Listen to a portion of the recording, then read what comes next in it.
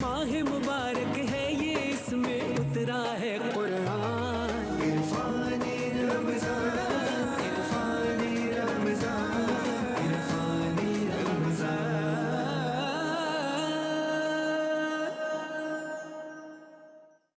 तमाम हम्द उस अल्लाह के लिए जिसकी मिधा तक बोलने वालों की रसाई नहीं। तमाम हम्द, हर एक तारीफ़ जो हम करते हैं वो उसी की तरफ पलट के जाती है, क्योंकि तमाम खूबसूरती का सरचश्मा उसी की ज़ात है। इसीलिए जब आप अपने वालदैन की बेलौस मोहब्बत देखते हैं तो ये हकीकत में खुदा की मोहब्बत है जो उसने वदीयत की है वालदैन के अंदर। आप जब अपने बच्चों से मोहब्बत करते हैं, ज़ाहिर है टेंशन्स होती हैं, बाहर हम निकलते हैं और अपने बच्चों को देखते हैं, घर जाते हैं तो हमें एक सुकून मिलता है, एक इत्मीनान मिलता है। बच्चे भी ज़ाहिर है बेलौस मोहब्बत करते हैं वालिदैन से, ये मोहब्बत भी खुदा ने उनके अंदर डाली है। ये तमाम तारीफ़, ये खूबसूरती जो आप देखते हैं, ये खुदा की तरफ ही पलटती है। ये जो घर, ये जो आशियाना है, जो एक औरत के अंदर इतनी इंटेंस डिज़ायर रखता है कि वो कोशिश करती है कि किसी तरह से एक आशियाना बनाए, एक घर बनाए, जो अमन का गहवारा बने। ये भी खुदा ने उसके अंदर फ़ितरत में डाला है। इसीलिए उसकी मिधा तक बोलने वालों की रसाई नहीं, जिसकी नेमतों को गिनने वाले गिन नहीं सकते, न कोशिश करने वाले उसका हक अदा कर सकते हैं। दुरूद व सलाम हो मोहम्मद व आले मोहम्मद पर, कि जो क़यामत तक आने वाली अवामुन्नास के लिए मिनारा नूर हैं, मिनारा हिदायत हैं। और हमारा सलाम हो रसूल अकरम सल्लल्लाहु अलैहि वसल्लम के उन जानिसार असहाब व अंसार पर, कि जिन्होंने अपनी जानों के नजराने पेश करके इस दीन इस्लाम को सरबुलंद व सरफराज किया। अस्सलाम वालेकुम नाजरीन, आप देख रहे हैं GTV हुसूसी नशरियात इरफान रमज़ान, और मैं आपका मेज़बान सन 1447 हिजरी के रमज़ान की 5वीं इफ्तारी के साथ हाजिर खिदमत हूँ। और आज ख़ास तौर पे गुफ्तगू करेंगे सदक़ात के हवाले से, क्योंकि रमज़ानुल मुबारक में इसका ख़ास तौर पे एहतमाम किया जाता है। और जैसे कि कुरान मजीद की आयत है कि सदक़ात फ़ुक़रा के लिए हैं, मसाकीन के लिए हैं और दीगर जो उसके मसारिफ़ हैं, इस हवाले से गुफ्तगू करेंगे। हमारे साथ तमाम मकातिब फ़िक्र से उलमाए दीन मौजूद हैं, जो अपने-अपने मकातिब में एक मकाम रखते हैं, एक हैसियत रखते हैं। चलते हैं उनकी तारुफ़ की तरफ। सबसे पहले मेरे बाएँ जानिब मुल्क मारूफ़ आलिम दीन मौजूद हैं, माशाअल्लाह एक तर्ज़ तख़ातुब रखते हैं और एक ख़ास अंदाज़ रखते हैं। मरकज़ी जमियत अहले हदीस पाकिस्तान के नायब नाज़िम हैं जनाब अबू इंशा डॉक्टर क़ारी हबीबुर रहमान जावेद साहब। अस्सलाम वालेकुम। वालेकुम अस्सलाम व और आपके साथ जो हस्ती हमारे पैनल में आज मौजूद हैं, किसी भी तारुफ़ के मोहताज नहीं हैं। कई दिहाइयों से आप उनको टेलीविज़न स्क्रीन्स पर देख रहे हैं और टेलीविज़न स्क्रीन्स की शान है, इसलिए आज हमारे मेहमान हैं। आप जामिया अम्मार बिन यासिर के मोहतमिम भी हैं, जनाब मुफ्ती मोहम्मद हनीफ़ कुरैशी साहब। अस्सलाम वालेकुम मुफ्ती साहब। वालेकुम अस्सलाम व रहमतुल्लाह। और फिर मेरे दाएँ जानिब मुल्क के मारूफ़ आलिम दीन, और माशाअल्लाह आपका ख़ासा ये है कि एक तो तहकीक से गुफ्तगू करते हैं और यंग स्कॉलर हैं।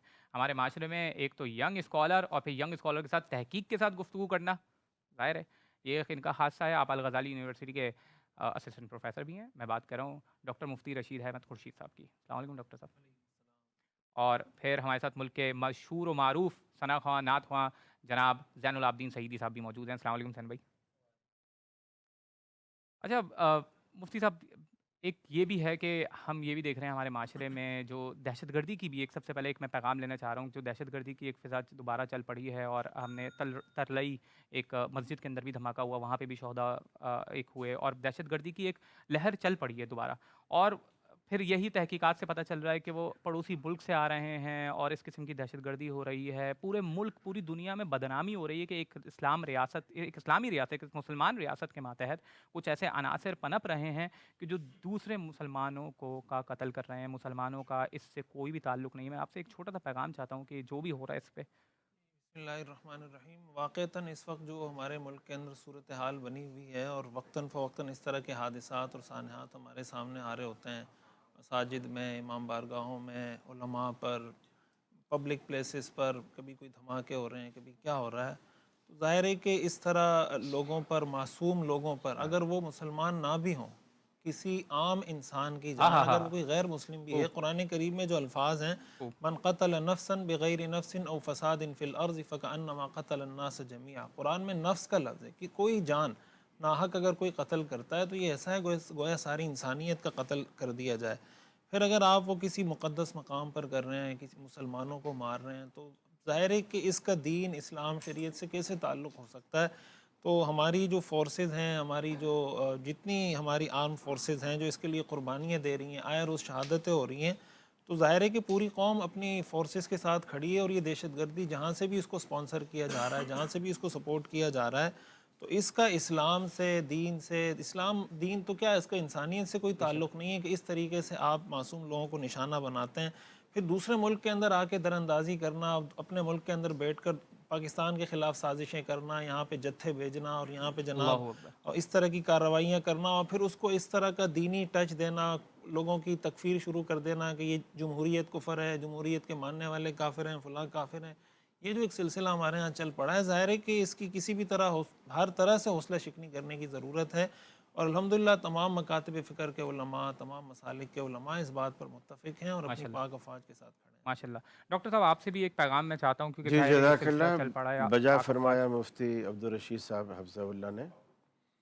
اور یہ جتنے بھی دہشت گرد لوگ ہیں، پھر عوام الناس کیا کرتے ہیں کہ اگر مثال کے طور پر سنی مسجد پہ انہوں نے حملہ کیا ہے تو ہم یہ سوچ لیں گے شیعہ نے کرایا ہوگا، شیعہ مسجد پہ ہوا تو ہم اللہ سوچ لیں گے اکبر، کہ سنی نے یعنی کرایا فساد ہوگا۔ پھیلتا۔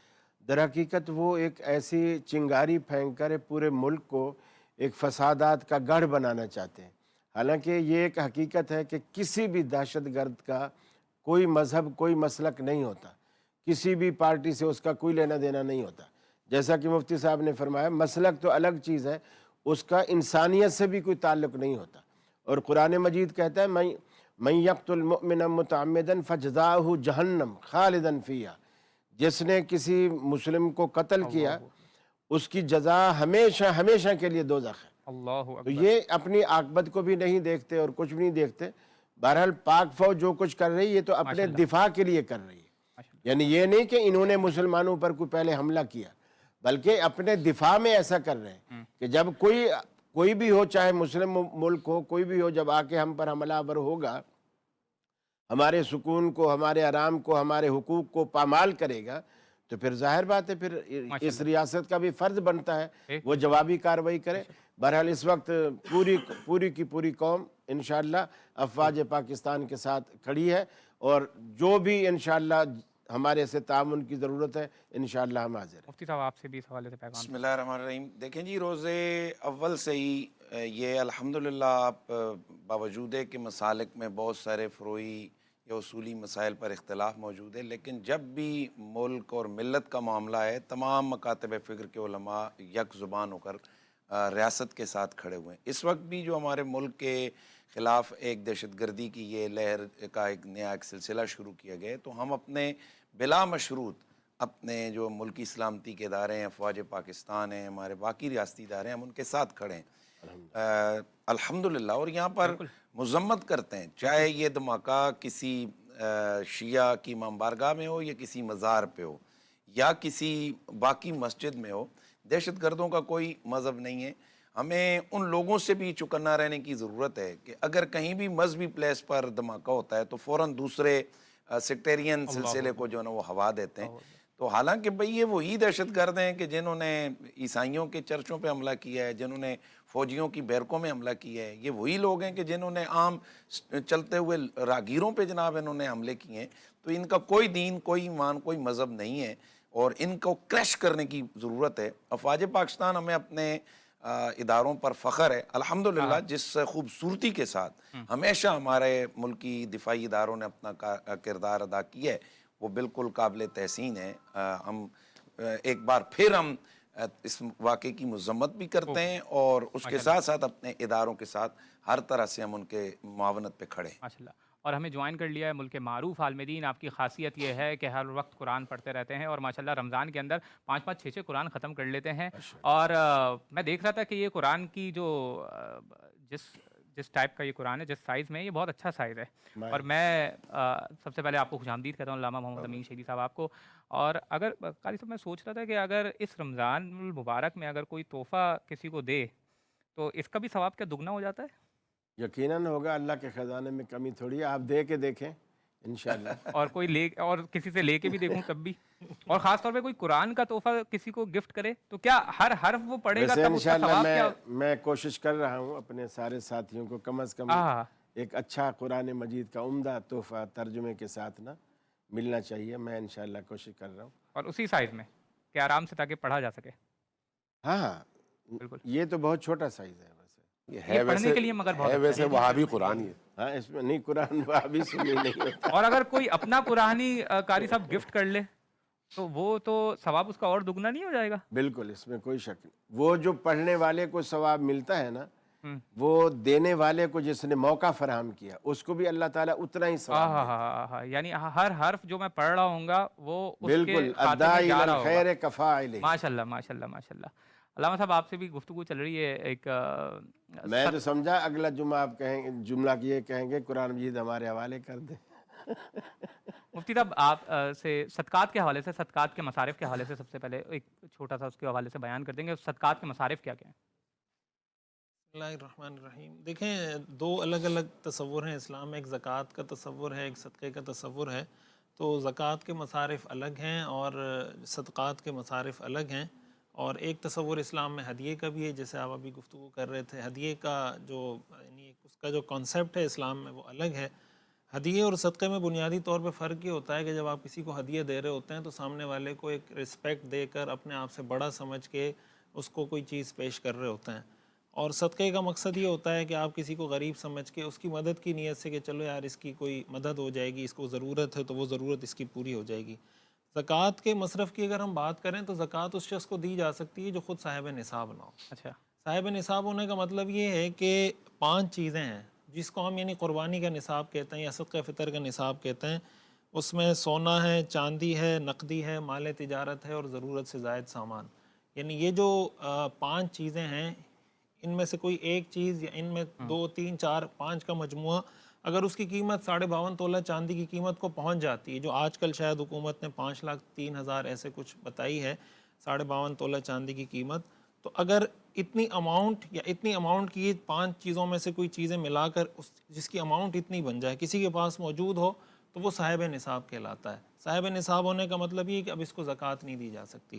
لیکن اگر کسی کے پاس اتنی اماؤنٹ نہیں ہے یا اس پہ قرضہ ہے یا کوئی بھی جس طرح کے مسائل ہوتے ہیں تو اس کو زکوٰۃ بھی دی جا سکتی ہے۔ جہاں تک صدقات کا تعلق ہے، اچھا زکوٰۃ کے مصارف میں یہ بھی ہے کہ زکوٰۃ والدین کو نہیں دی جا سکتی، اولاد کو نہیں دی جا سکتی، یعنی جن سے آپ پیدا ہوئے، جو آپ سے پیدا ہوئے، جس کو اصول اور فروع کہا جاتا ہے فقہ کی اصطلاح میں، یعنی والد، والدہ، دادا، دادی، نانا، نانی، اسی طرح اوپر کی طرف اور نیچے کی طرف بیٹا، بیٹی، پوتا، پوتی، نواسا، نواسی نیچے کی طرف۔ اس کے علاوہ بھائیوں کو، بہنوں کو، چچا، پھوپھی، خالہ، یہ جو رشتے ہیں آس پاس کے، ان کو، یا اس کے علاوہ کوئی بھی جیسے ہم نے بات کی مستحق ہے، صاحب نصاب نہیں ہے، تو اس کو زکوٰۃ دی جا سکتی ہے۔ اور صدقات اور زکوٰۃ کے اندر اس چیز کا خصوصی اہتمام کرنا چاہیے۔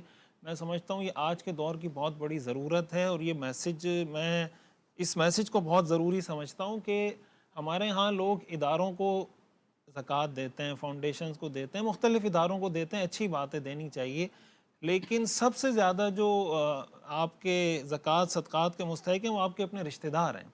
آپ کا بھائی ہے، آپ کی بہن ہے، چچا ہے۔ حدیث میں آتا ہے نا کہ الصدقۃ علی المسکین صدقہ وعلی ذی الرحم سنتان، کہ مسکین کو صدقہ دیں تو 1 ثواب ملتا ہے، ذی رحم کو صدقہ دیں تو 2 ثواب ملتے ہیں، صلہ رحمی کا ثواب بھی ملتا ہے، صدقے کا ثواب بھی ملتا ہے۔ ہم کتنے ایسے گھرانوں کو جانتے ہیں کہ وہ بڑے بڑے اداروں میں چیریٹی کر رہے ہوتے ہیں، لیکن ان کا اپنا چچا یا چچا زاد یا ماموں زاد یا بھائی یا کوئی بہن وہ ایسی قسمہ پرسی کی زندگی گزار رہے ہوتے ہیں۔ وجہ اس کی کیا ہے؟ ان سے کسی موضوع پہ چپقلش چل رہی ہے، کسی موضوع پہ کوئی تو میں ہو گئی، ناراض ہیں ایک دوسرے سے، تو اب انہوں نے طے کیا ہے کہ ہم نے نہ ان کو زکوٰۃ دینی ہے نہ صدقہ دینا ہے۔ تو کوشش کرنی چاہیے، اگر آپ کی کسی رشتہ دار سے ناراضگی بھی ہے، آپ وہ کسی ویلڈ ریزن سے ہے ناراضگی آپ رکھیں۔ قرآن کریم تو یہی کہتا ہے کہ آپ اگر لا تبطلوا صدقاتکم بالمن والاذی، کسی کو اگر صدقہ زکوٰۃ دے رہے ہیں تو اس پر احسان نہ جتلائیں۔ یہ تو اللہ تعالیٰ نے ایک چیز آپ پہ فرض لازم کر دی جو آپ نے دینی ہے، تو اگر آپ نے دے دی، آپ کی اس سے نہیں بھی بنتی، کوشش کریں یہ اس کا ایک ذریعہ بن جائے گا۔ صدقات اور زکوٰۃ کے فوائد میں سے ایک فائدہ یہ ہے کہ لوگوں کے دلوں سے بغض، یہ کینہ، یہ ساری چیزیں دور ہوتی ہیں، تو رشتہ داروں میں صلہ رحمی کا بھی بہت بڑا یہ ذریعہ بن سکتا ہے۔ علامہ صاحب زکوٰۃ کے حوالے سے بہت زیادہ زور دیا گیا ہے، یہاں تک کہ اس کا انکار کرنے والوں کو کافر، مگر بات یہ ہے کہ زکوٰۃ اتنی زیادہ اہم کیوں ہے؟ یعنی اس کو تزکیے کے حوالے سے بھی کہا جاتا ہے کہ وہ مال کو پاک کرتی ہے، اس کے حوالے سے فرمائیے گا۔ بسم اللہ الرحمن الرحیم۔ دیکھیے، اللہ تبارک و تعالیٰ نے انسانوں کی 2 طرح کی ضرورتیں رکھی، ایک اس کی روحانی اور معنوی ہے اور دوسری اس کی مادی۔ انسانی معاشرے کے اندر سب برابر نہیں ہوتے، کچھ اوپر، کچھ نیچے، کچھ درمیان میں۔ اللہ تبارک و تعالیٰ کی خواہش اور مشیت یہ ہے کہ جو لوگ اوپر کے طبقے میں ہیں وہ نیچے والوں کا ہاتھ تھامیں، نیچے والوں کو ہمیشہ اپنی سطح پہ لا کر زندگی گزارنے کا موقع فراہم کریں۔ دوسرے لفظوں میں سماجی زندگی میں برابری کی سطح پیدا ہو اور لوگوں کے اندر محرومیتیں ختم ہوں۔ یہی وجہ ہے کہ اللہ تبارک و تعالیٰ نے قرآن کے ذریعے سے، دین کے ذریعے سے ایک مالیاتی نظام انسانی معاشرے کے سامنے رکھ دیا ہے، جس کی ایک شکل زکوٰۃ ہے، ایک شکل۔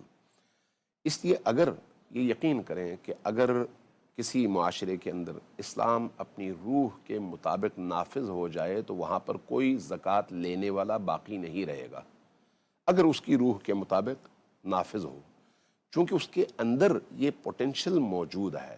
جب ہم دین کی طرف نہیں جاتے تو پھر ایک طبقہ امیر سے امیر تر ہوتا چلا جاتا ہے اور دوسرا طبقہ غریب سے غریب تر، جس کی ایک مثال پاکستان ہے۔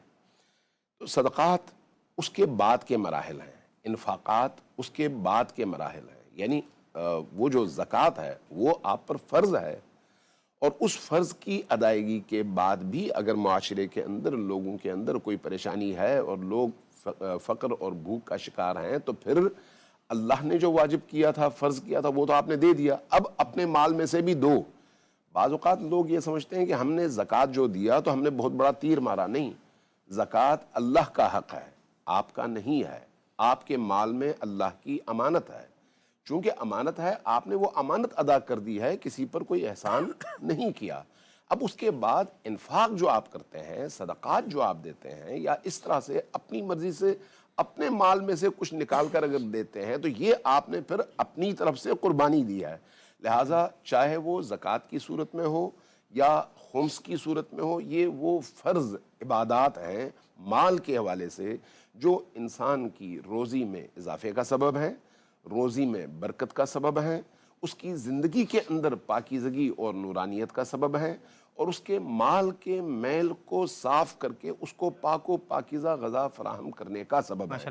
لہٰذا اگر ہم پر فرض کیا گیا ہے، چاہے وہ زکوٰۃ کی صورت میں ہو، خمس کی صورت میں ہو یا دیگر صورتوں میں، تو یہ خود ہماری دنیاوی اور اخروی فلاح کے لیے ہے، کوئی بوجھ نہیں ہے۔ لہٰذا جو شخص ان معاملات میں فراخ دلی کے ساتھ اللہ کے حکم کے مطابق دیتا ہے، اس کی زندگی میں کبھی فقر نہیں آتا، اس کی زندگی میں کبھی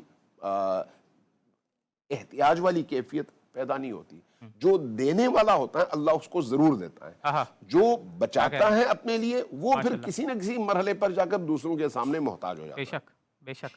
اور خدا سے تجارت کی جائے جیسے کہ قرآن میں حکم ہے تو پھر اس تجارت کا ظاہر نتیجہ بہت ہی اچھا ہوگا۔ ناظرین ایک چھوٹا سا بریک لیتے ہیں، بریک کے بعد دوبارہ حاضر ہوتے ہیں۔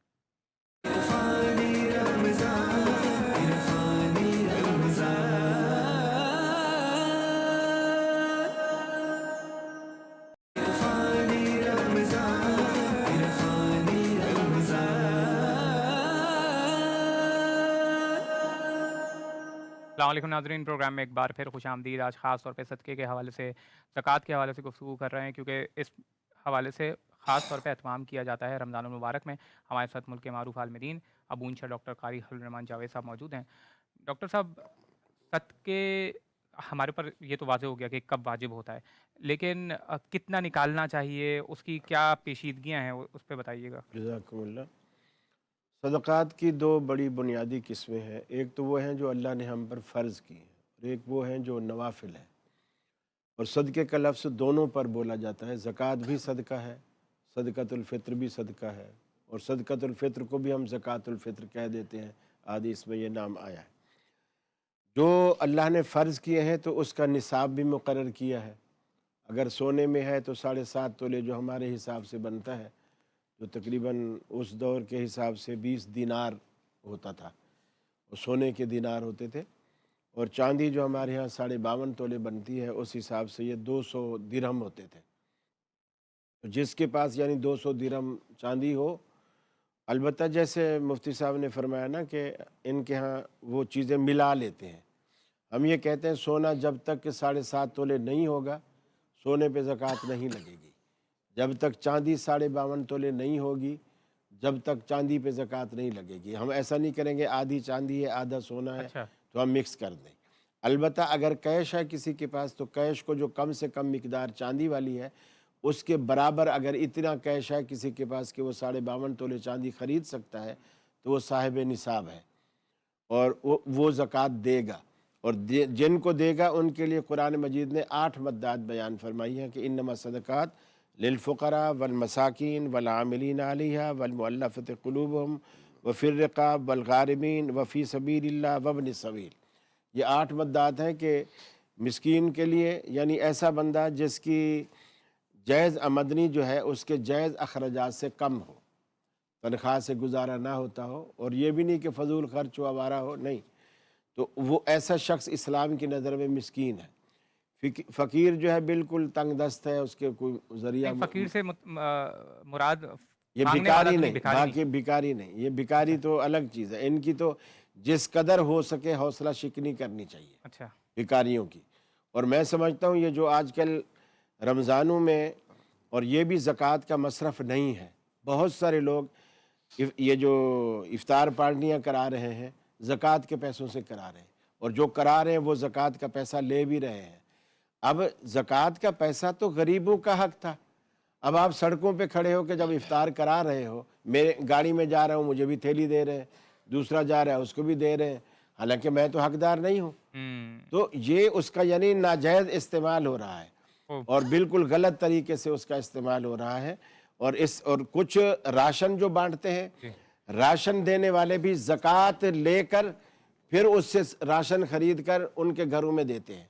ये भी इसका सही मसरफ़ नहीं है, इसलिए कि ज़रूरी नहीं है कि सामने वाले को आटा ही चाहिए हो, और मैं तो उसको आटा दे आया, आप भी चावल दे आए, ये जाके उसको मिर्चें दे आए, ये चाय दे आए, वो सूखा दूध दे आए, और उसको चाहिए जूते और कपड़े।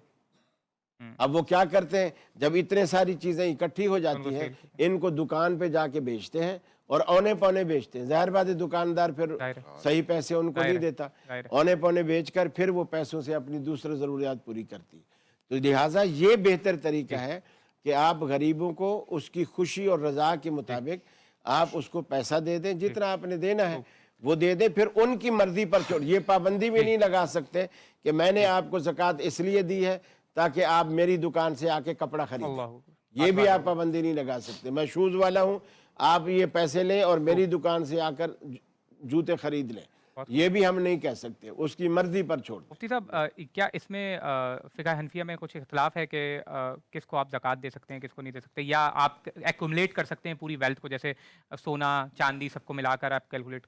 देखें, कारी साहब का अपना मकतब फ़िक्र आलुल हदीस, ज़ाहिर है हम यहाँ ये एक अच्छा एक प्लेटफॉर्म है कि यहाँ हर एक मकतब फ़िक्र के फॉलोअर्स को उनके मुताबिक जवाब मिल जाए। तो जो पाकिस्तान में अक्सरियती आबादी है वो हनाफ की है, तो यहाँ हमारे यहाँ ये है कि जितनी भी उसके पास एसेट्स हैं, अगर उसके पास सिर्फ सोना है, यानी और कोई चीज़ नकदी में से, यानी नकदी है ना, चांदी भी है, या उसके पास जो है ना बाकी उसके पास रुपया पैसा है, अगर वो नहीं है सिर्फ सोना है तो फिर तो वही है 7.5 तोले सोना। और अगर सोना भी नहीं है, नकदी भी नहीं है, सिर्फ चांदी है, तो फिर वो 52.5 तोले चांदी है। लेकिन अगर इसके पास और चीज़ें भी आ गई हैं तो अब क्या करेंगे, अब उसको जो कम अज़ कम उसका मयार है वो 52.5 तोले चांदी उसके निसाब पर लेकर आएंगे। यानी अगर उसके पास इन सारी चीज़ों को मिलाकर, सोने को, चांदी को, या मौजूद उसकी नकदी को, या कोई और इसका ऐसा एसिड है कि जिसके ऊपर ज़कात आती है, माल तिजारत है, अगर वो इतना बन जाता है कि जो उसके 52.5 तोले चांदी की कीमत के बराबर होता है और उस पर साल इसका गुजर जाता है, तो फिर इस पर जो है ना उस पर ज़कात देना फ़र्ज़ है।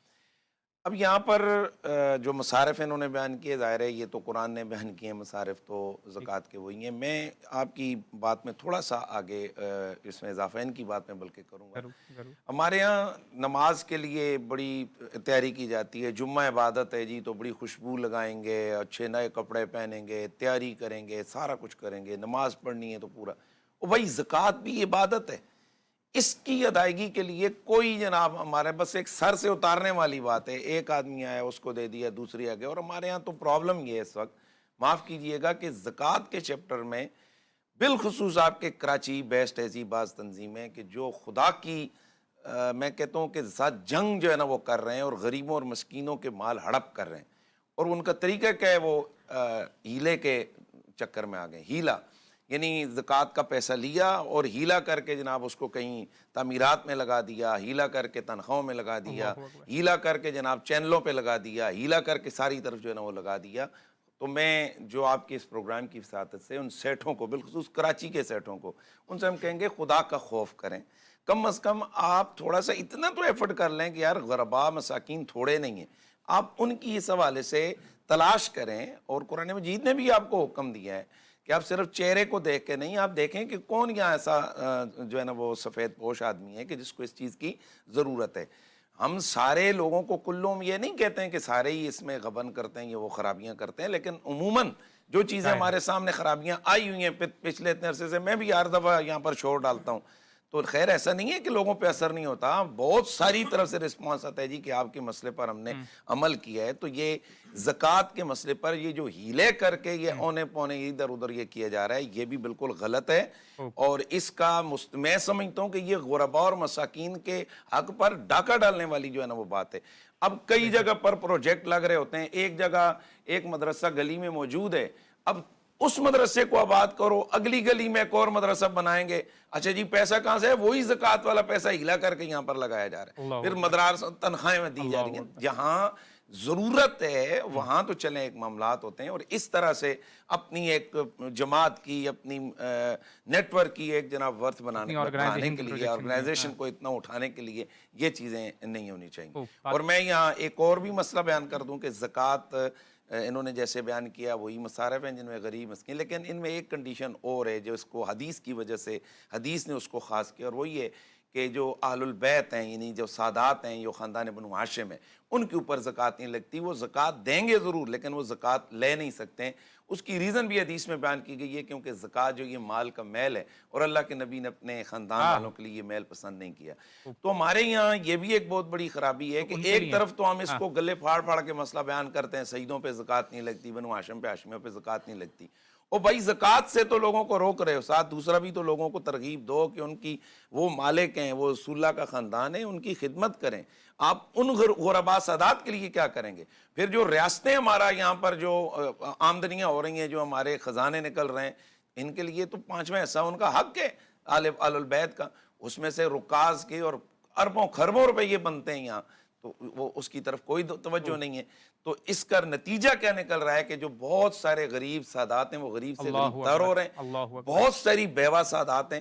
اور اس پر میں آپ کے پروگرام کی وساطت سے گورنمنٹ سے بھی کہوں گا کہ اس پر ایک پراپر قانون سازی کریں. علماء ان کو اسسٹ کریں گے، علماء ان کے ساتھ رابطے میں رہیں گے.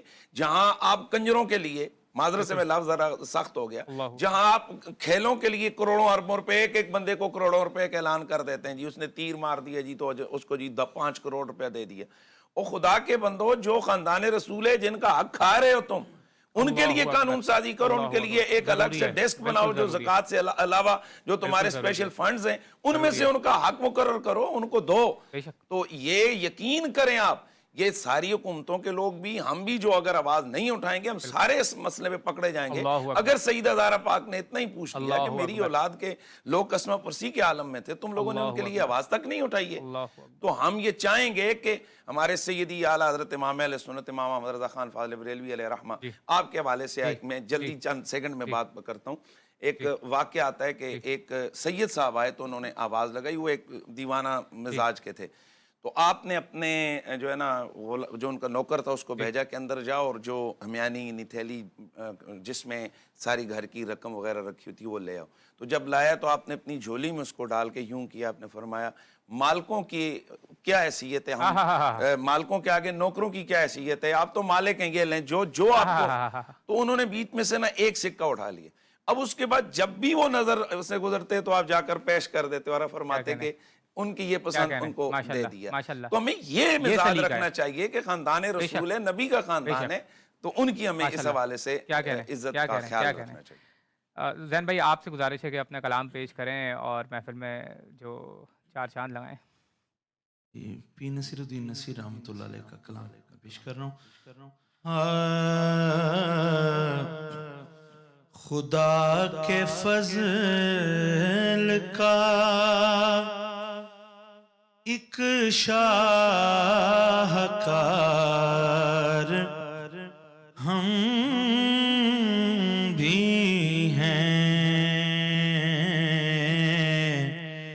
گدائے سید عالی وقار ہم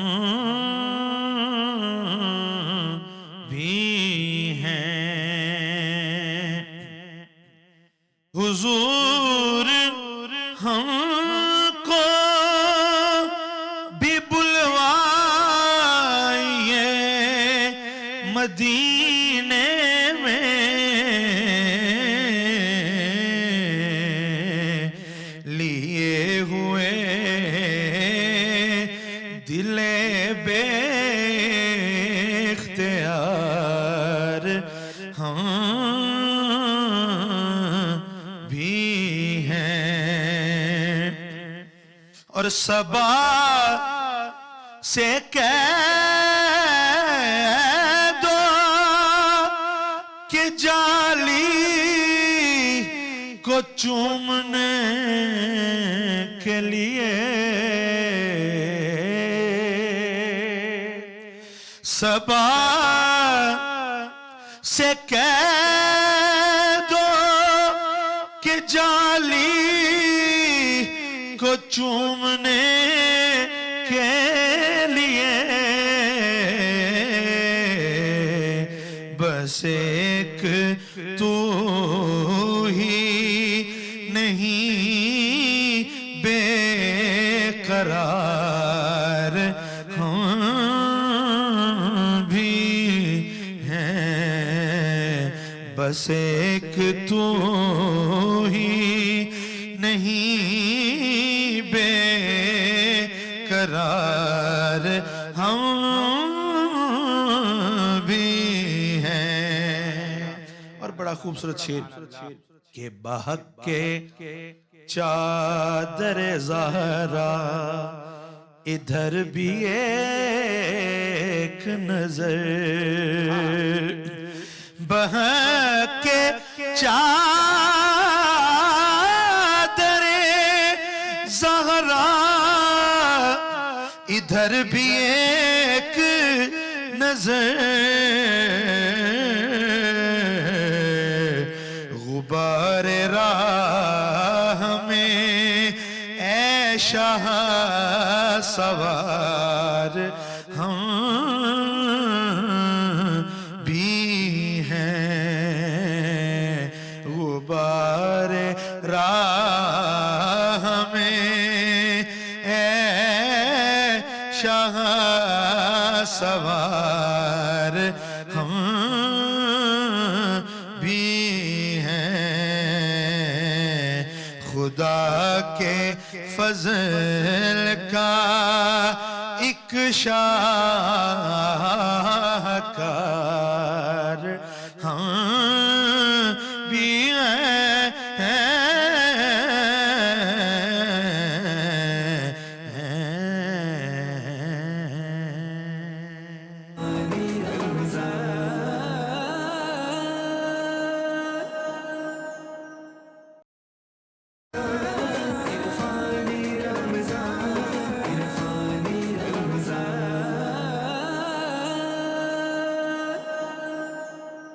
السلام علیکم ناظرین، پروگرام میں ایک بار پھر خوش آمدید۔ آج ہمارے ساتھ تمام مکاتب فکر سے علماء دین موجود ہیں ہمیشہ کی طرح، اور زکوٰۃ کے حوالے سے بہت اچھی گفتگو چل رہی تھی، اور خاص طور پہ مفتی حنیف قریشی صاحب نے جو سادات کے حق کے حوالے سے بھی اشارہ کیا، وہ بھی بہت زیادہ اہم ہے کہ حکومت لیول کے اوپر یہ کام کرنے کی ضرورت ہے، تاکہ سادات کے لیے بھی اس حوالے سے کوئی نہ کوئی کام کروایا جائے۔ اور آپ کی ٹیلی ویژن اسکرین پر ہمارے ٹیلی فون نمبرز آ رہے ہیں، جن پر رابطہ کر کے آپ ہمارے پروگرام میں شامل ہو سکتے ہیں، آپ اپنے سوالات پوچھ سکتے ہیں، اور جو آپ کے سوالات ہیں جس نوعیت کے بھی ہیں پوچھ سکتے ہیں۔ تمام مکاتب فکر سے علماء دین موجود ہیں، تو اپنا فون اٹھائیں اور ہمارے پروگرام میں شامل ہو جائیں ہمارے ساتھ۔ جب تک قاضی صاحب، ایک کیونکہ سادات کے حوالے سے ظاہر ہے ایک ایسی چیز ہے جو کوئی انکار نہیں کر سکتا، یہ اب حقیقت بن چکی ہے ہمارے معاشرے میں، کہ کچھ سادات ایسے بھی ہیں کہ جو جیسے گھروں میں معاصیاں بھی ہیں، ٹھیک ہے، اس جیسے کام بھی انہیں کرنے پڑے، اور ان کی مدد کے لیے ظاہر ہے کوئی زکوٰۃ اور صدقہ تو انہیں دیا نہیں جا سکتا، تو اس حوالے سے لوگ ایجوکیٹ یعنی نہیں پتہ، انہیں نہیں معلوم، اویئرنیس نہیں ہے، تو اس حوالے سے آپ کا کیا بیان ہے، کیا حل ہونا چاہیے اس کا؟ یہی حل ہے جیسے قریشی صاحب نے فرمایا نا کہ حکومت کو جو یہ خزانے ملتے ہیں نا زمین سے، دفینے، خزانے، کوئلہ نکل رہا ہے، کہیں سونا نکل رہا ہے، کہیں آئل نکل رہی ہے، کہیں گیس نکل رہی ہے، تو یہ ایسے خزانے ہیں جن کا 5واں حصہ اللہ اور اس کے رسول کے نام پہ نکالنا چاہیے، خمس جسے کہتے ہیں، ماشاء اللہ ماشاء اللہ، یہ نکلنا چاہیے۔ اب وہ خمس انہی لوگ، اب وہ زکوٰۃ نہیں ہے، اچھا وہ زکوٰۃ نہیں ہے، تو یہ آسانی سے ایسے لوگوں کو دی جا سکتی ہے جن کو زکوٰۃ نہیں لگتی. اچھا یعنی الٹا یہ ہے کہ اب اللہ کے لیے، اللہ کے رسول کے لیے ان چیزوں سے نکالنا ہے. اور جس رب نے گیس دی ہے اس مسجد پہ بھی میٹر لگا ہوا ہے اور بل لگا ہوا ہے، اور اللہ اکبر، اس کا گھر بھی اللہ فری اکبر، نہیں ہے، اللہ کا اللہ گھر. اکبر. اللہ کے اور گھر پہ بھی بل آتا ہے. نتیجہ یہ نکل رہا ہے کہ اب گیس پاکستان سے جا رہی ہے. اگر اللہ کے گھر پہ بل نہیں بھیجتے تو گیس نہیں جاتی، رہتی ہے. انشاءاللہ نہیں انشاءاللہ جاتی، اس لیے کہ اس چیز میں برکت ہوتی ہے. برکت ہوتی ہے. جب آپ کوئی چیز اپنی جیب اللہ کے لیے ڈھیلی کرتے ہیں نا، تو پھر اللہ، جیسے کیسے قرآن مجید نے بڑی عجیب بات کی کہ جی جی حالانکہ سود سے مال آتا ہے ہاں اور زکوٰۃ سے، صدقے سے مال جاتا ہے، لیکن اللہ نے کہا کہ یمحق اللہ الربا یربی صدقات، ہاں کہ صدقے سے مال بڑھتا ہے، سود سے تباہ و برباد ہوتا ہے. کیا کہنے، بالکل الٹی لاجک ہے. کیا کہنے، کیا کہنے. لائف اس کو بندہ بے شک سمجھے نہ سمجھے، لیکن اللہ تعالیٰ اچھی طرح سمجھتا ہے. ماشاء اللہ ماشاء اللہ. السلام علیکم. کون صاحب کہاں سے بات کر رہے ہیں؟ لائف کالر ہمارے ساتھ موجود ہیں. السلام علیکم. السلام علیکم سر. وعلیکم السلام جی. کون صاحب کہاں سے بات کر رہے ہیں؟ سر میں ابرار حسین بات کر رہا ہوں قصور سے. جی ابرار صاحب فرمائیے گا، کیا سوال ہے آپ کا؟ سر جی مفتی انیس قریشی صاحب آ جائے. جی سر آئے ہیں اور آپ کی بات بھی سن رہے ہیں. فرمائیے کیا سوال ہے آپ کا؟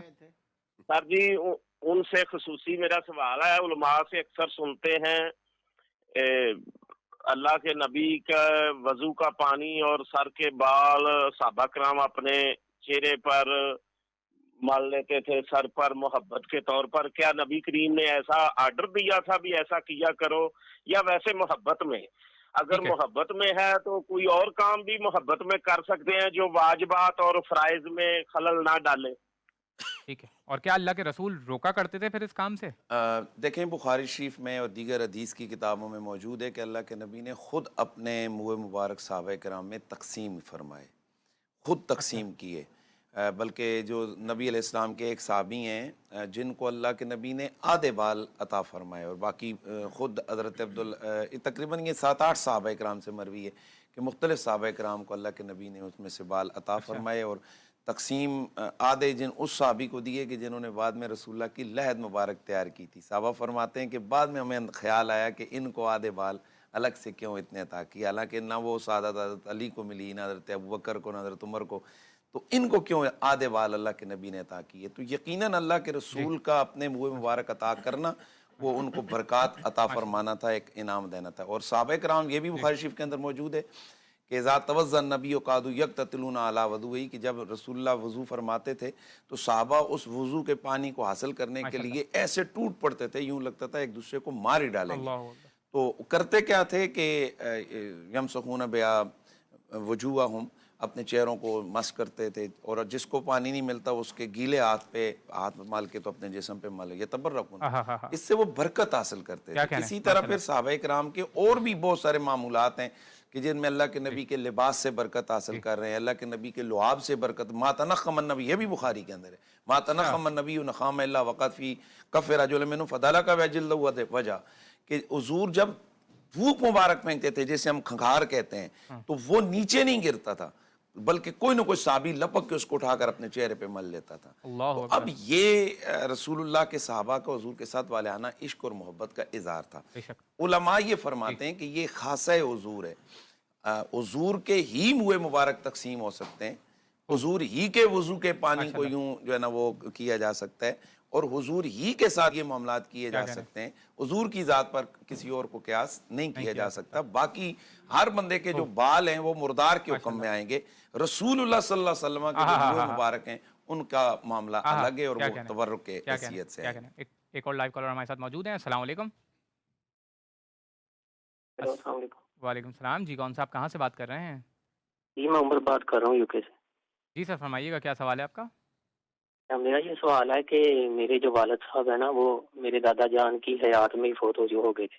ٹھیک ہے. تو میرے جو تایا جان ہیں انہوں نے کیا کیا ہے کہ اپنی حیات میں ہی ہمیں بھی جو ہے نا وہ جائیداد میں حصہ دار بنا دیا. اس کی وجہ سے کیا ہوا ہے کہ پیسے تو ہمیں مل گئے ہیں، لیکن میری جو پھوپھو ہیں 3 ان کا حصہ ظاہر ہے ہمارا جائیداد میں حصہ لینے کی وجہ سے، میری جائیداد میں حصہ لینے کی وجہ سے ان کا حصہ کم ہو گیا. تو کیا اگر میں اب ان کو واپس کرنا چاہوں وہ پیسے، تو کیا میں اس طرح کر سکتا ہوں کہ میری وجہ سے جو پھپھو ہیں 3 ان کا حصہ جو کم ہوا ہے میں ان کو وہ پیسے واپس کر دوں اور اوپر والے پیسے جو ہیں میں وہ ہبہ کے طور پر رکھ لوں؟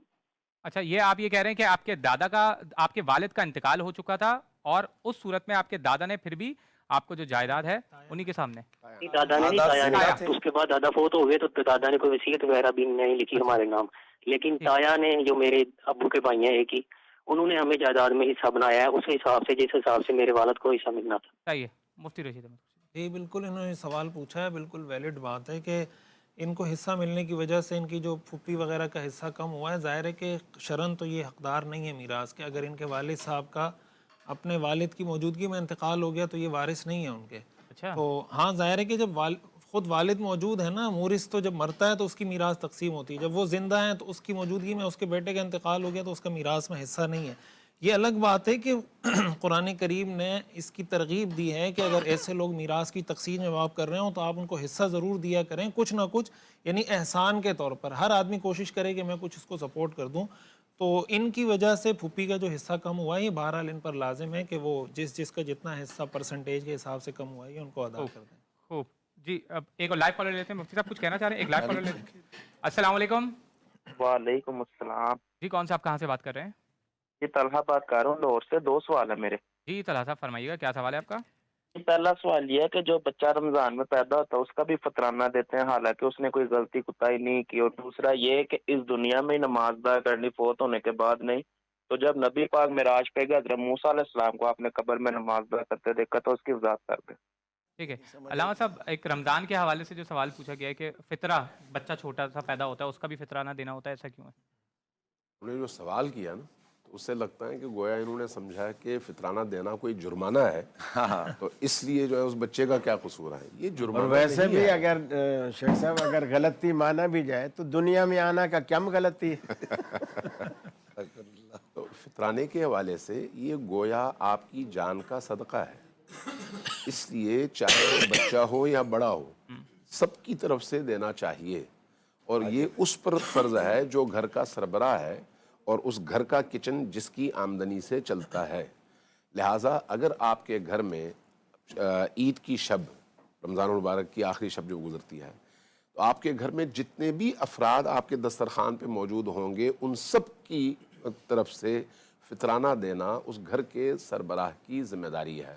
اب چاہے وہ چھوٹا بچہ ہو یا وہ ملازم ہو یا وہ مہمان ہو، اگر اس نے افطار آپ کے دسترخوان کے اوپر کیا ہے اور آپ کے گھر سے کھایا ہے تو اس کا آپ کو فطرانہ دینا پڑے گا۔ ایک اور لائیو کالر ہمارے ساتھ موجود ہیں۔ السلام علیکم۔ وعلیکم السلام۔ جی کون صاحب؟ کیسے ہیں آپ سب؟ خیریت سے؟ جی اللہ کا شکر۔ کیا سوال ہے آپ کا، فرمائیے۔ جی سر، میرا سوال یہ ہے کہ اہل حدیث علماء اکثر احناف پر فتوے لگاتے ہیں، بدعت کرتے ہیں، تو کیا اہل حدیث کی مساجد میں بھی ختم تراویح یا ختم قرآن ہوتا ہے، مجلس کا انعقاد بھی ہوتا ہے، مٹھائیاں بھی تقسیم ہوتی ہیں، درس بھی ہوتا ہے اس میں، تو کیا یہ حدیث سے ثابت ہے؟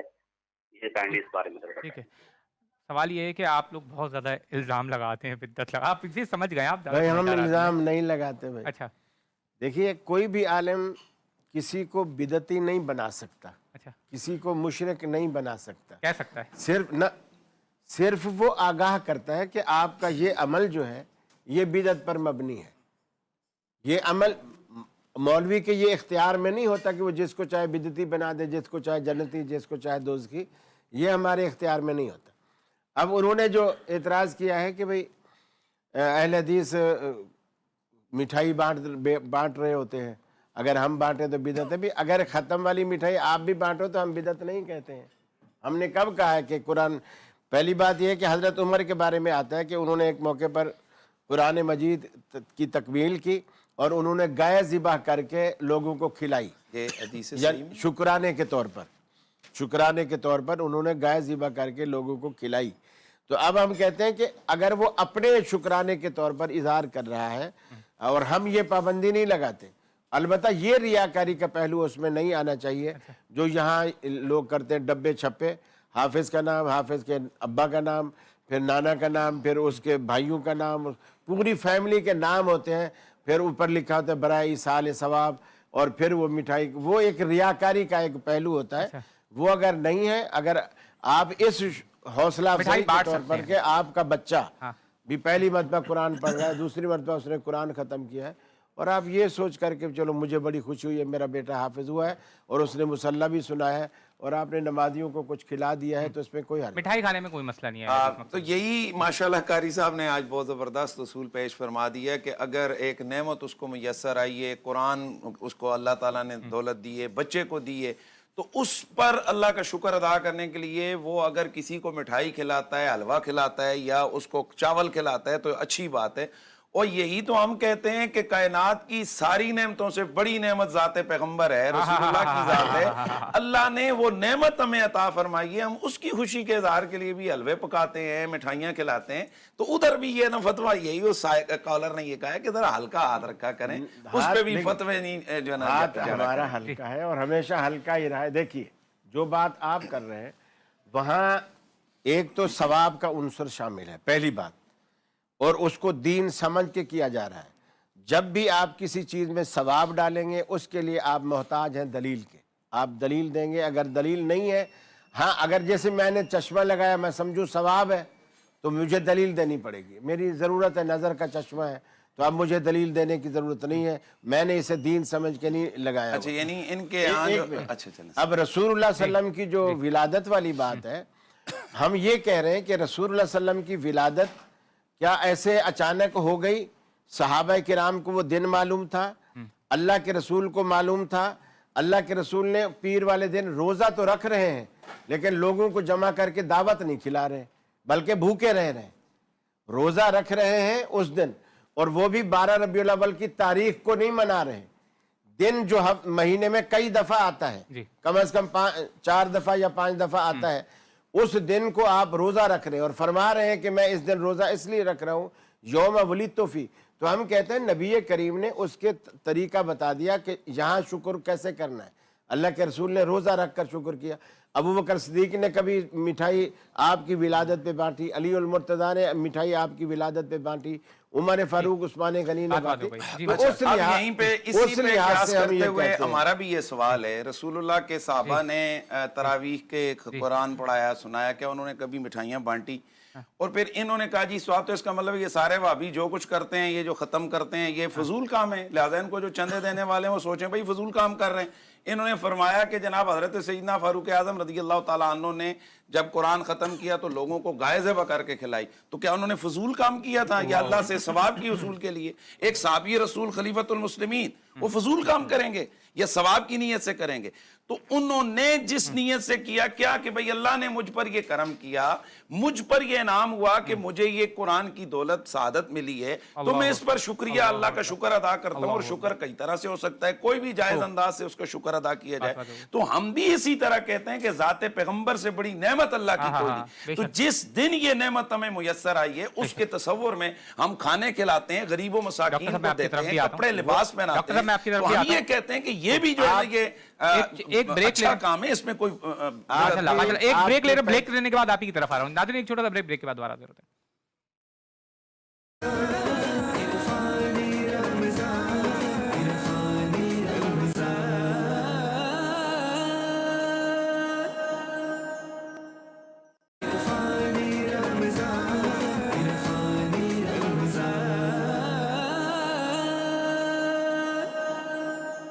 السلام علیکم ناظرین, پروگرام میں ایک بار پھر خوش آمدید. ہمارے ساتھ ابو انشا ڈاکٹر قاری خلیل الرحمان جاوید صاحب موجود ہیں. ڈاکٹر صاحب بریک سے پہلے کچھ کہہ رہے تھے, معذرت آپ کی بات کم. جزاک نہیں, کوئی ایسی بات نہیں, جزاک اللہ. میں صرف یہ پوچھنا چاہ رہا تھا کہ رسول اللہ صلی اللہ علیہ وسلم کی ولادت با سعادت کتنی مرتبہ ہوئی؟ ظاہر بات ہے ایک مرتبہ ہوئی. اب شکرانہ وہ جو کھانا کھلا رہے ہیں, چلو اب دعوت کے نام پر ہی شکرانے ایک دفعہ کھلا دو, لیکن ہر سال پھر دن بھی وہ جو رسول اللہ نے اس دن کو اختیار ہی نہیں کیا. ربیع الاول رسول اللہ کی زندگی میں آیا, 12 تاریخ بھی آئی, آپ نے تاریخ کو نہیں منایا, مہینے کو بھی نہیں منایا. آپ نے روزے رکھا اس والے دن, جمعرات والے پیر والے دن آپ نے روزہ رکھا, اور روزہ رکھ کر آپ نے بھوکا پیاسا رہ کر اللہ کا شکر ادا کیا.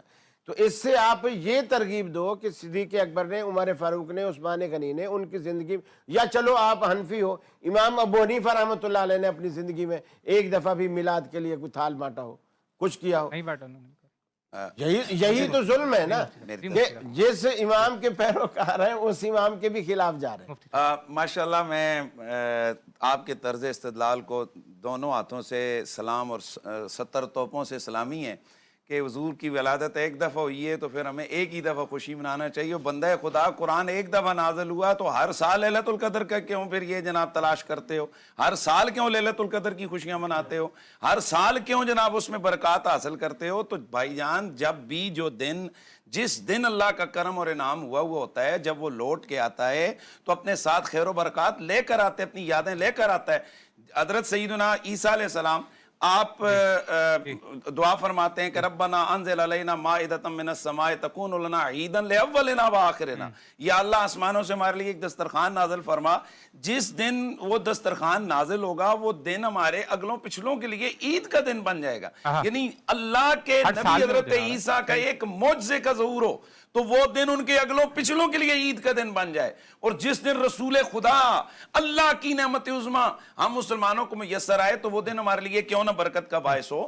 ہم یہاں پر یہ جو انہوں نے کہا ہے، ہم کب انکار کرتے ہیں کہ اس دن روزہ نہ رکھو؟ ہم کہتے ہیں روزہ رکھو، کوئی بھی نیکی کا کام کرو، یعنی ہم روزہ رکھیں یہ بریانی کھائیں. ذکر رسول روزہ ہماری طرف بنیادی طور پر تو ہم کہتے ہیں کہ اللہ کا شکر یوں ادا کرو کہ اللہ کی جو نعمت عظمیٰ ہیں ان کے پرچار کرو، ان کی سیرت کا ذکر کرو، ان کی ولادت کی عظمتوں کو بیان کرو. تو ذکر رسول کر کے یا اللہ کی نعمت مخلوق خدا میں بانٹ کے کوئی بھی ثواب کا کام کر کے آپ اللہ کی خوشی کا اظہار اور تشکر کا اظہار کر سکتے ہیں. اس کو محدود کرنا کہ جی یہ کر سکتے ہیں اور وہ نہیں کر سکتے. مفتی صاحب بھی بہت دیر سے میرے خیال سے مجھے صرف ایک بات کرنے دیں، پھر میں اپنا ٹائم انہیں کو دے دوں. صرف یہ بات، انہوں نے 70 توپوں کی سلامی دی، میں 120 توپوں کی سلامی دیتا ہوں اس دلیل پر کہ جی قرآن ایک دفعہ نازل ہوا، لیلۃ القدر ہر سال مناتے ہو. اللہ تعالیٰ نے کہا ہے کہ ہر سال مناؤ. جبریل ہر سال اترتا ہے، فرشتے ہر سال اترتے ہیں، اللہ کی رحمت ہر سال اترتے ہیں. وہاں آپ بتائیے کہ اللہ کے رسول کے بارے میں آپ نے کہا ہو کہ ولادت کی وہ برکات ہر سال اترتی ہیں. ہر سوموار قرآن مجید ایک دفعہ اتر گیا.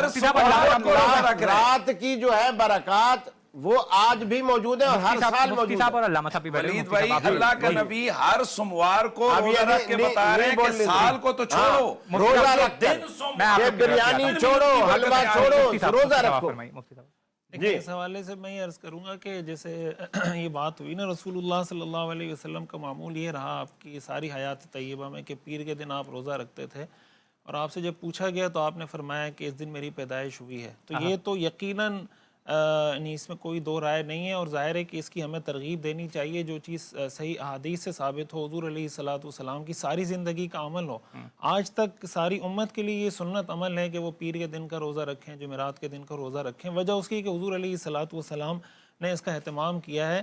تو میں یہ سمجھتا ہوں کہ ہمارے ہاں جتنی ترغیب اس چیز کی ہونی چاہیے تھی کہ جو چیز سنت سے براہ راست ثابت ہے، حضور علیہ السلام نے عمل کیا، صحابہ کرام کا عمل تھا، تو اس پر اتنی توجہ نہیں ہے جو براہ راست ثابت ہے. دوسری بات یہ ہے کہ اگر ہم سیرت کا، تاریخ کا مطالعہ کریں تو جیسے بھی یہ بات ہو رہی ہے رسول اللہ صلی اللہ علیہ وسلم کی جو تاریخ ولادت ہے، یہ خود مورخین، سیرت نگاروں کے درمیان ایک مختلف ہی معاملہ رہا ہے کہ پیدائش کی تاریخ 12 ہے، 9 ہے، 8 ہے، مختلف روایات اس کے اندر ملتی ہیں.